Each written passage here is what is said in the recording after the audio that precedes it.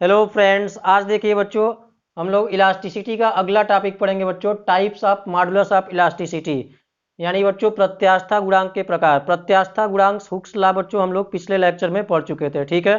तो वहां पे हमने आपको बताया था बच्चों, जो प्रत्यास्था गुणांक होते हैं वो तीन टाइप्स के होते हैं, ठीक है। जो मॉडुलस ऑफ इलास्टिसिटी होता है बच्चों वो तीन तरह का होता है। चूंकि स्ट्रेस और जो स्ट्रेन होता है बच्चों वो तीन तरीके के होने की वजह से मॉडुलस ऑफ इलास्टिसिटी जो होता है बच्चों वो भी तीन तरीके का होता है, ठीक है। अगर हम पहले की बात करें बच्चों, तो पहला जो होता है वो यंग प्रत्यास्था गुणांक होता है। देखिए इस लेक्चर में हम लोग बच्चों, हमने आपको पिछले ही लेक्चर में बताया था, पिछले ही टर्म्स, देखिए बच्चों हमने आपको पिछले ही टॉपिक में बताया था कि आगे हम लोग यंग प्रत्यास्था गुणांक से पता करेंगे कि कोई भी जो मटेरियल होता है बच्चों, कोई भी पदार्थ जो होता है वो, ठीक है, कितना अधिक इलास्टिक होगा, ठीक है।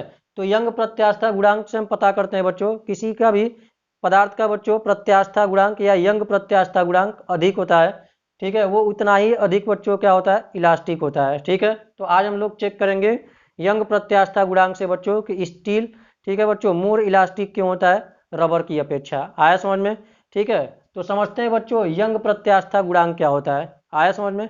देखिए यंग प्रत्यास्था गुणांक की बात करें बच्चों, तो देखिए ये एक वाल है बच्चों, इससे कोई वायर इस तरीके से लटकाया गया है बच्चों।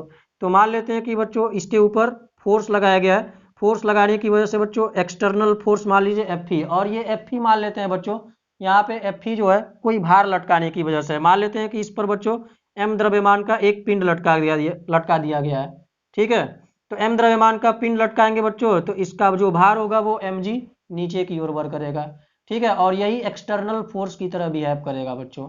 आया समझ में, ठीक है। और जैसे ही बच्चों अगर एक्सटर्नल फोर्स एम जी लगाएंगे, ठीक है, तो अगर इस वायर की लेंथ एल है बच्चों, ठीक है, तो एम जी भार लटकाने की वजह से मान लेते हैं कि इस वायर की लेंथ में डेल्टा एल की चेंजिंग हो जाती है, ठीक है। तो अगर हम रीस्टोरिंग फोर्स की बात करें बच्चों, तो अगर एफ नीचे की ओर वर्क करेगा, ठीक है, तो बताइए एफ आर किधर वर्क करेगा, ऊपर की ओर वर्क करेगा एफ आर। आया समझ में। और मान लेते हैं कि बच्चों इसका जो क्रॉस सेक्शन एरिया है वो ए है, ठीक है, और इसके लेंथ के अंदर जो वृद्धि हुई वो डेल्टा एल हो गया।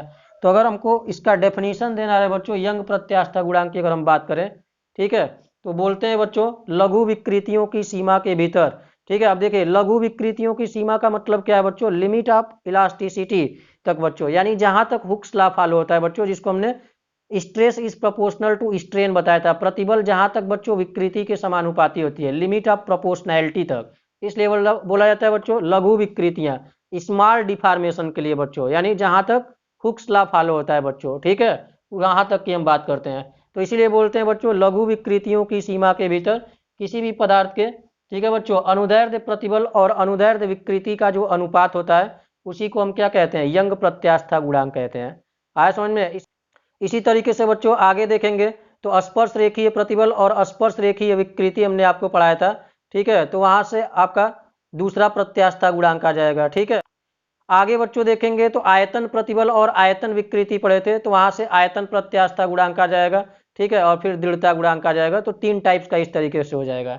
तो यंग प्रत्यास्था गुणांक की बात करें बच्चों तो क्या हो जाएगा, लघु विकृतियों की सीमा के भीतर, ठीक है, क्या हो जाएगा, अनुदैर्ध्य प्रतिबल और अनुदैर्ध्य विकृति का जो अनुपात होता है उसको हम क्या कहते हैं, यंग प्रत्यास्था गुणांक कहते हैं। आया समझ में, ठीक है। जहां पे लेंथ वाला प्रतिबल और लेंथ वाला विकृति होगा बच्चों उसको अनुदैर्ध्य, ठीक है। आयतन प्रतिबल आयतन विकृति तो आयतन प्रत्यास्था गुणांक, ठीक है। अपरूपण प्रतिबल और अपरूपण विकृति होगा तो दृढ़ता गुणांक हो जाएगा, ठीक है। उन दोनों टॉपिक्स को हम लोग अगले वीडियो में देखेंगे बच्चों, ठीक है। तो यंग प्रत्यास्था गुणांक को हम बच्चों गामा से डिनोट करते हैं। देखिए गामा वाई की तरह बनता है इस तरीके से, या ऐसे भी बच्चों गामा बनता है, बट यहाँ पे ऐसे बनाइएगा, ठीक है, वाई इस तरीके से। तो ये है बच्चों वाई की तरह, तो ये गामा है, से इसको डिनोट करते हैं बच्चों। तो बात करें अनुदैर्ध्य प्रतिबल, तो बताए थे बच्चों प्रतिबल को सिग्मा से डिनोट करते हैं, अनुदैर्ध्य विकृति एप्सिलॉन से डिनोट करते हैं। चूंकि अनुदैर्ध्य बच्चों लॉन्गिट्यूडनल स्ट्रेस है तो इसको हम सिग्मा एल से लिखेंगे, ठीक है। और लॉन्गिट्यूडनल स्ट्रेन है तो इसको हम सिग्मा एल से लिखेंगे, सॉरी एप्सिलॉन एल से लिखेंगे बच्चों, ठीक है।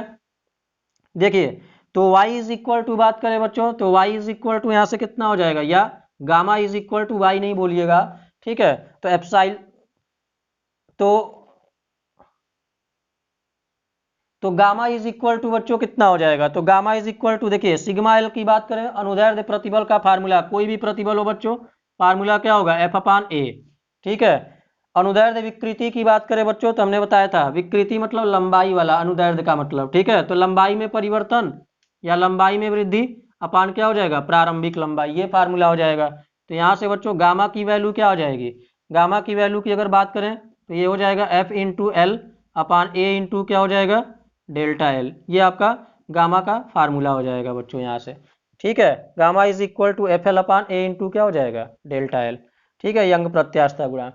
यहाँ से बच्चों इसके मात्रक और विमा की बात करें तो मात्रक आप बता दीजिए क्या हो जाएगा, मात्रक कितना हो जाएगा, देखिए लंबाई है कैंसिल हो जाएगा, बल हो गया बच्चों न्यूटन, ठीक है, और एरिया नीचे है तो क्या हो जाएगा, मीटर स्क्वायर, ठीक है बच्चों। जो प्रत्यास्था गुणांक का मात्रक होगा वही तीनों प्रकार के प्रत्यास्था गुणांक का मात्रक होगा बच्चों, ठीक है। डायमेंशन की बात करें बच्चों तो डायमेंशन जो प्रतिबल का बच्चों क्या होगा, विमा होगा, वही इसका भी विमा होगा, ठीक है। तो पीछे हमने सारे टॉपिक बता दिया बच्चों।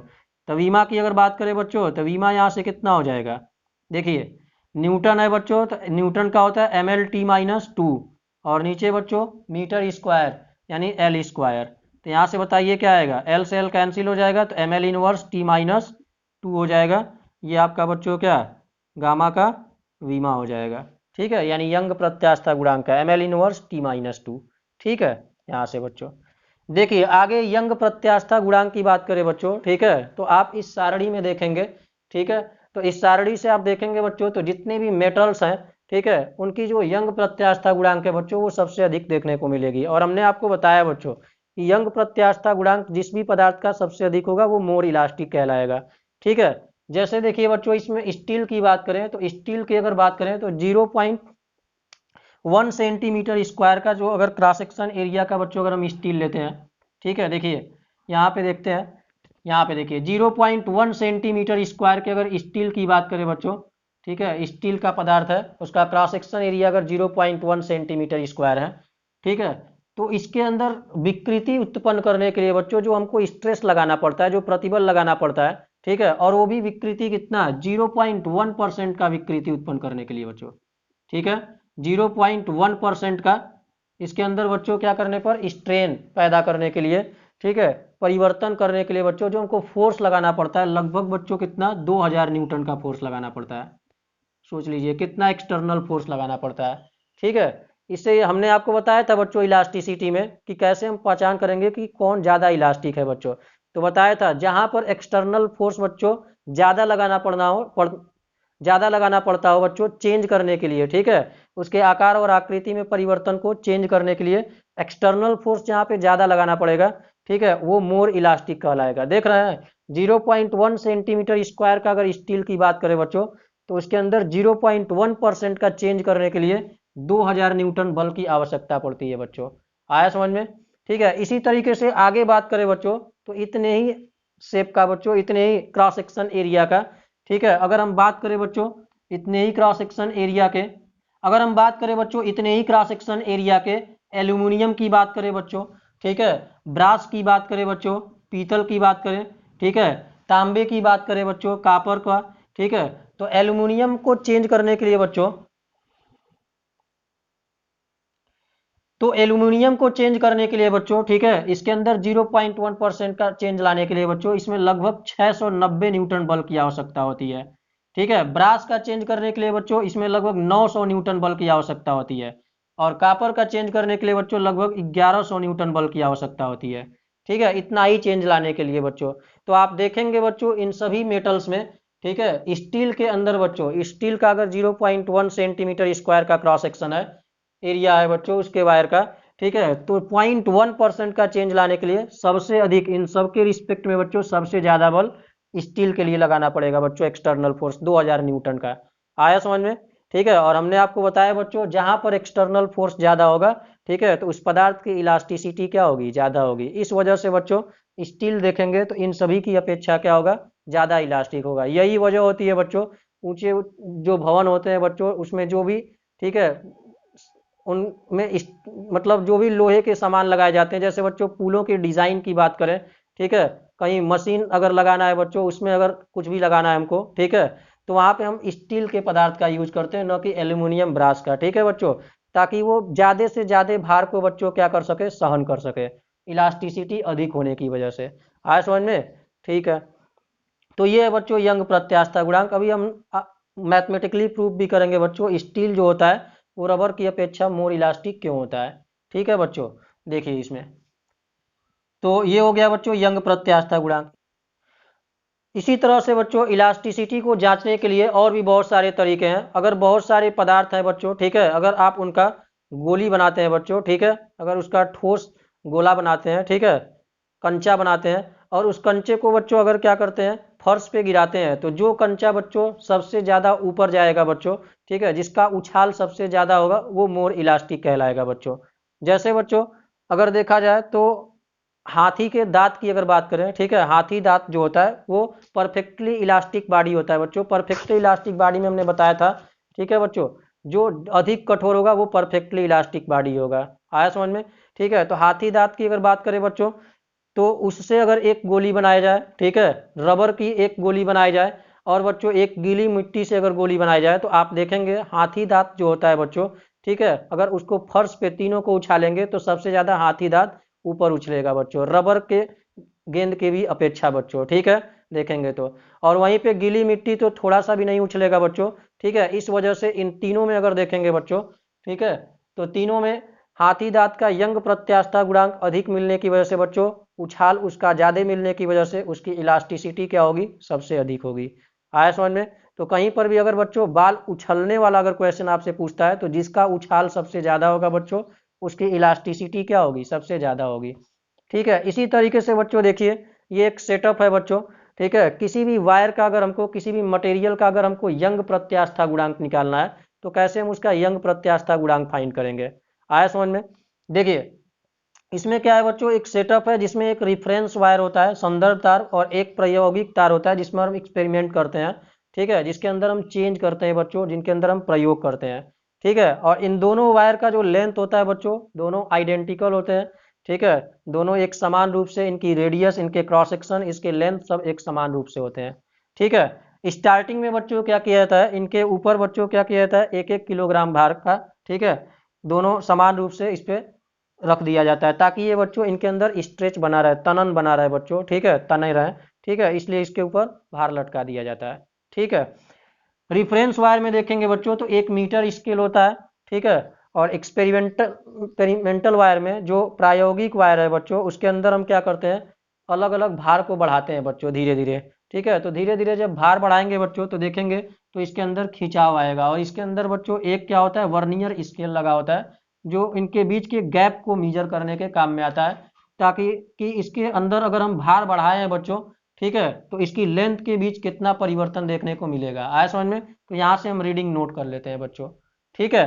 तो देखिए अगर भार बढ़ाएंगे बच्चों तो आप जानते हैं भार mg हमेशा नीचे की ओर वर्क करता है, तो अगर हमको इस वायर की बच्चों, ठीक है, अगर हमको क्या करना है, यंग प्रत्यास्थता गुणांक फाइंड करना है बच्चों, तो यंग प्रत्यास्थता गुणांक को बच्चों किससे लिखते हैं, गामा से, ठीक है, यंग प्रत्यास्थता गुणांक को।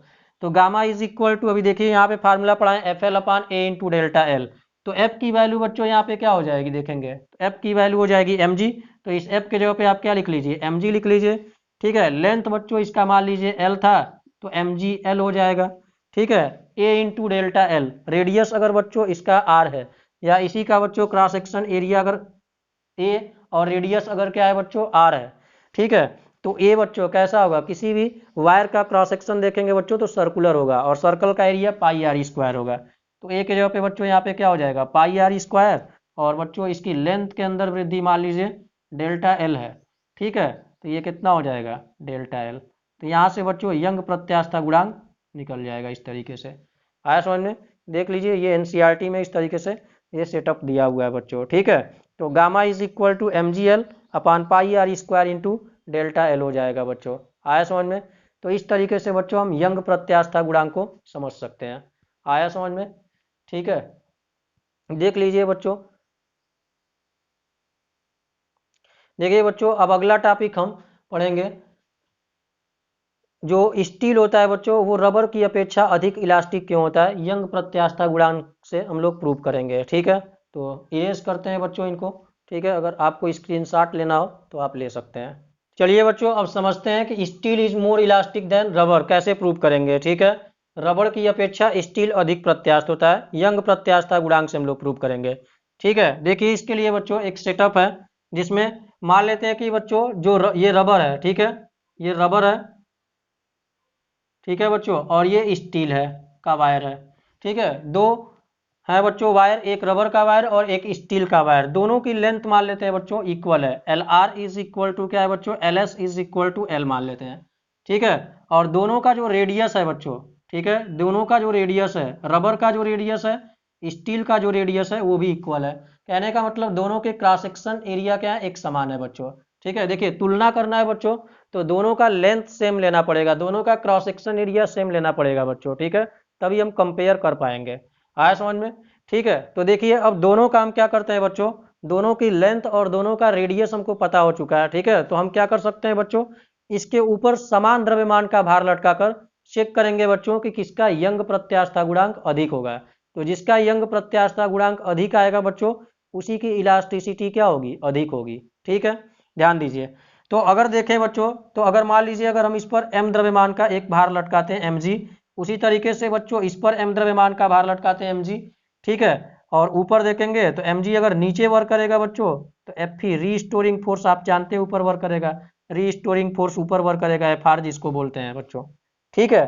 तो आप देखेंगे बच्चों रबर के अंदर, ठीक है, समान द्रव्यमान का भार दोनों पर लटकाने पर बच्चों रबर के लंबाई में जो वृद्धि होगी बच्चों वो ज्यादा होगी बच्चों इसके रिस्पेक्ट में, तो इसकी वृद्धि को हमने डेल्टा आर से लिखा है और इसकी वृद्धि को बच्चों हमने लिखा है डेल्टा एल एस से, सही बात है, ठीक है। स्टील कम बड़ा होगा बच्चों, ठीक है, उसके अंदर कम वृद्धि देखने को मिलेगी, और रबर के अंदर बच्चों क्या होगा, अधिक वृद्धि देखने को मिलेगी, ठीक है। तो सारी चीजें आपको पता है बच्चों, अब यंग प्रत्यास्थता गुणांक का फार्मूला लगाते हैं। तो आप जानते हैं बच्चों यंग प्रत्यास्थता गुणांक अनुदैर्ध्य प्रतिबल और अनुदैर्ध्य विकृति का अनुपात होता है, तो gamma is equal upon delta क्या होता है बच्चों, सॉरी एप्साइलन एल, ठीक है।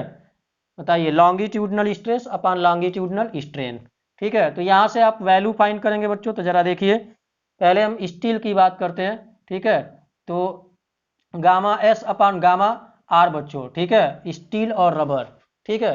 तो स्टील का अगर यंग प्रत्यास्थता गुणांक का फार्मूला लगाएंगे बच्चों तो क्या होगा, अनुदैर्ध्य प्रतिबल किसका, स्टील का, बटा अनुदैर्ध्य प्रतिबल अनुदैर्ध्य विकृति स्टील का बच्चों, ठीक है।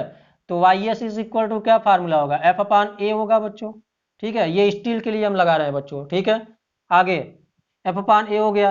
अनुदैर्ध्य विकृति की बात करें बच्चों, तो अनुदैर्ध्य विकृति स्टील के लिए आइए जरा देखिए, स्टील की लंबाई में वृद्धि कितना है, डेल्टा एल एस, ठीक है, डेल्टा एल एस अपान बच्चों कितना, बताइए डेल्टा एल एस, इसकी प्रारंभिक लेंथ कितनी है, एल एस, ये ध्यान दीजिएगा, ये बच्चों ये कितना है, किसके लिए, स्टील के लिए।